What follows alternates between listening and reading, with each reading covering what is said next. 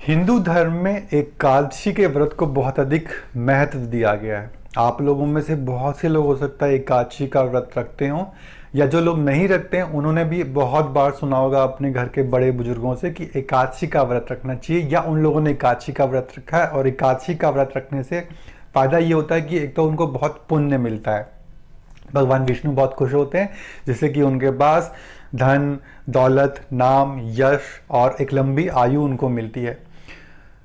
तो ये सब फायदे एकादशी के व्रत रखने के लिए बताए गए हैं कि एकादशी का व्रत रखने से आपको ये सब फायदे होते हैं। एकादशी का व्रत जो है भगवान विष्णु को समर्पित है और इसके पीछे बहुत एक सुंदर सी पौराणिक कथा है। तो यहाँ पे मैं इसको आध्यात्मिक और जो पौराणिक कथा है वो इस वीडियो में मैं नहीं बताऊंगा। हाँ, पर आप में से जिस किसी को भी मालूम हो वो कमेंट बॉक्स में कमेंट करके बता सकते हैं। आज हम बात करते हैं कि एकादशी का व्रत रखने से क्या फ़ायदा होता है और साइंस क्या बोलती है, रिसर्च क्या बोलती है।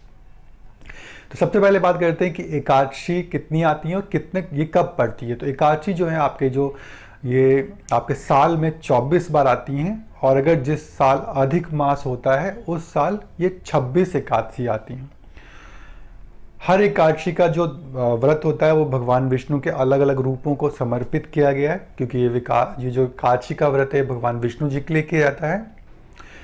एकादशी का जो व्रत होता है या जो डे होता है, जो 11th डे होता है, वो आता है आपका 11 डे। मैं आपको बता रहा हूँ कि जो फुल मून होता है, यानी कि जिस दिन पूर्णिमासी की रात होती है उसके 11वें दिन के बाद, और जिस दिन अमावस्या की रात होती है, यानी कि जिस दिन मून नहीं निकला होता, एकदम काला अंधेरा होता है, उसके 11 दिन के बाद ये 2 बार एकादशी के व्रत आते हैं।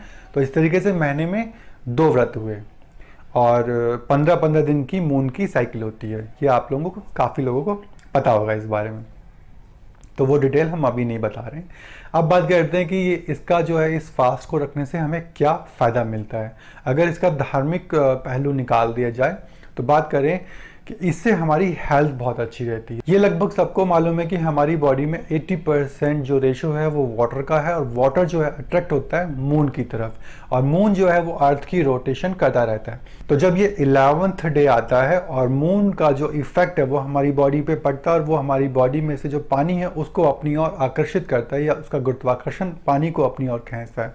उससे ये होता है कि हमारा जो माइंड है वो अनस्टेबल बनता है, हमारा जो ब्रेन है उसके अंदर बहुत ज़्यादा फ्लक्चुएशन आने लग जाती है, और आपका जो मन है वो किसी भी काम में नहीं लगेगा। कंसंट्रेशन लगाएंगे तो कंसंट्रेशन नहीं लगेगा, और जिन लोगों का विल पावर वीक होता है उन लोगों को बहुत ज़्यादा इससे प्रॉब्लम होती है। तो जो लोग कंसंट्रेशन लगाने में वीक हैं, जिन लोगों का मन बहुत चंचल है, अस्थिर है, तो उन लोगों को एकादशी वाले दिन फास्ट जरूर रखना चाहिए। भगवान का नाम वो लें या ना लें वो एक डिफरेंट बात है, बट जो साइंस बोलती है वो ये बोलती है कि आप अगर 11th वाले डे, जिस दिन मून का वो डेज का जो काउंटिंग मैंने आपको बताया, उसके 11th डे वाले दिन अगर आप एकादशी का फास्ट रखेंगे या भूखे पेट रहेंगे, खाली पेट रहेंगे, तो आपको फ़ायदा होगा।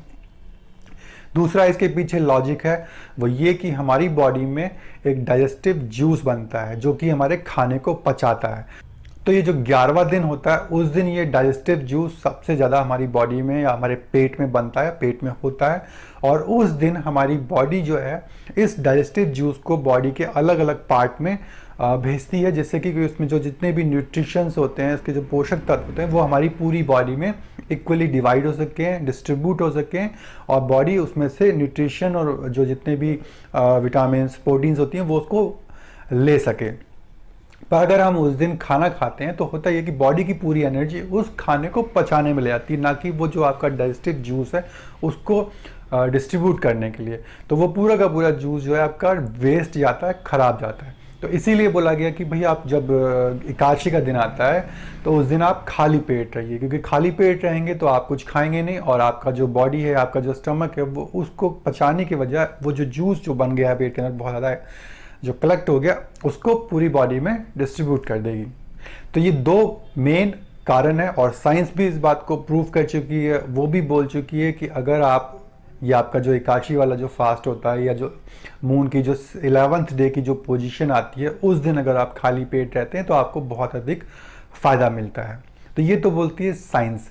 अब बात करते हैं कि इसमें अध्यात्म कहाँ आ गया। तो अध्यात्म का जो कारण है वो मैं आपको अगले वीडियो में बताऊंगा, और साथ ही मैं आपको ये भी बताऊंगा कि एकादशी वाले दिन हमें चावल क्यों नहीं खाना चाहिए, इसके पीछे क्या पौराणिक कथा है और क्या इसके पीछे साइंस बोलती है। तो उम्मीद करता हूँ कि जो मैंने आपको ये बताया है एकादशी वाला, ये आपको पसंद आया होगा। अगर पसंद आया तो वीडियो को लाइक कीजिए, और ये वीडियो उन लोग को जरूर शेयर कीजिए जो लोग ये बोलते हैं कि एकादशी का फास्ट रखने से या व्रत रखने से क्या होता है, क्या फ़ायदा है। अगर अध्यात्म की तरफ ना जाएं तो कम से कम साइंस की सुने, साइंस की माने, और वो उस दिन फास्ट रखें या खाली पेट रहें। धन्यवाद।